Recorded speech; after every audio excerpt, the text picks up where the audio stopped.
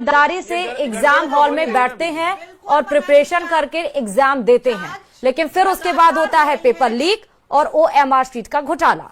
हनुमान जी, देखिए, प्रदेश के लाखों युवाओं के भविष्य के साथ जो खिलवाड़ हुआ है उससे ज्यादा दुर्भाग्यपूर्ण यह है कि इस समय जनता जिन्होंने वोट देकर सत्ता में बीजेपी सरकार लेकर आई और विपक्ष में कांग्रेस सरकार है, जनता और युवा ये उम्मीद करके बैठे हुए हैं कि डिबेट के माध्यम से बड़े मगरमच्छों की बात होगी, OMR घोटाले में कहाँ कमी रही उसकी बात होगी। आज इन्वेस्टिगेशन तो करके हम जैसे लोग पूरा करके सरकार के समक्ष रख रहे हैं।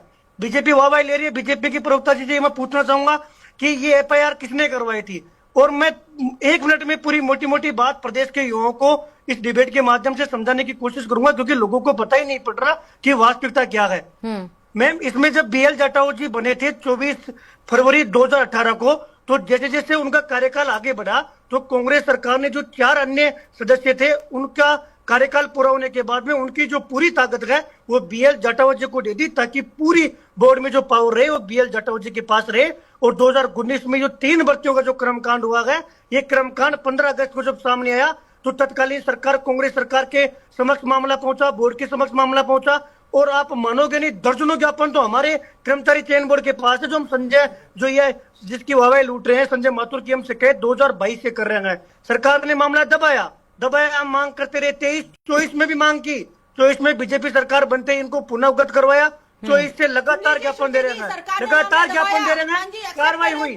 अब इम्पोर्टेंट बात आप ये देखिए कि 16 जनवरी 2021 को BL जाटव जी अचानक से इस्तीफा देते हैं, और उस दौरान कर्मचारी चयन बोर्ड में ना कोई अध्यक्ष है और ना कोई सदस्य है। यानी कि किराए की बिल्डिंग में दुकान चल रही है, दुकान का मालिक कोई नहीं है। और 16 जनवरी 2021 से लेकर 29 जनवरी 2021 के मध्य ये संजय माथुर OMR को गायब करता है, और जो मन मर्जी है ना इसके वो पूरे कर्मकांड करता है। इस पर सवाल नहीं हो रहा। और ये बात की बीजेपी ने उस समय BL जाटव जी का इस्तीफा क्यों लिया, जबकि उनके समय सारे पेपर आउट हो रहे थे, आपने उनकी जांच क्यों नहीं करवाई? ये मांग इस समय कांग्रेस को और बीजेपी को दोनों को उठानी चाहिए, और BL जाटव जी से पूछताछ होनी चाहिए। उस समय जनवरी में 6 पारियों में पटवारी एग्जाम प्रस्तावित थी, जिसका पेपर बन चुका था, उसका भी पेपर आउट हुआ था। नए अध्यक्ष 30 जनवरी 2021 को उन्होंने कार्यभार ग्रहण किया, उनसे भी पूछताछ होनी चाहिए, क्योंकि उसका पेपर लीक हुआ। तो एक पूरी कड़ी जुड़ी हुई है। संजय माथुर जो बीजेपी की सरकार में भी था, संजय माथुर के द्वारा 2024 में 2025 में PTI भर्ती 2022 के आवेदन को लगातार एडिट किया जा रहा था, और वो पूरी बात तत्कालीन वर्तमान की जो अध्यक्ष है आलोक राज जी, जिनको हमने अवगत करवाया। एक पर दुनिया भर के प्रूफ आप देखिए, कर्मचारी चयन बोर्ड में बैठकर कोई अधिकारी फॉर्म एडिट कर रहा है, उसके प्रूफ हम लेकर आ रहे हैं। उसकी लोकेशन क्या आ रही है वो हम दे रहे हैं। अध्यक्ष साहब आलोक राज जी को दिया, वर्तमान सरकार को दिया, और पता है आलोक राज जी का जवाब क्या था?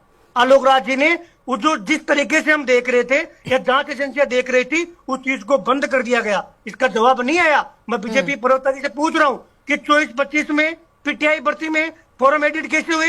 यही संजय माथुर कर रहा था। और एक चीज और, इन्होंने विनोद कुमार गौड़ को पकड़ा है और सादान खान को पकड़ा है। ये दोनों तो 15 अगस्त 2019 को ही पकड़े जा चुके हैं। मैडम बात सुनिए, अभी मैडम कॉल खुल जाएगी, बात सुनिए मैम, बात सुनिए मैम, बात हो रही है ना। 2 जने कार्रवाई में आप, अरे यार हद करती हैं आप Preeti ji. 1 second Hanuman ji, 1 minute रुकिएगा। Preeti ji 1 second 1 minute. RSSB का चेयरमैन कौन है? आलोक राज।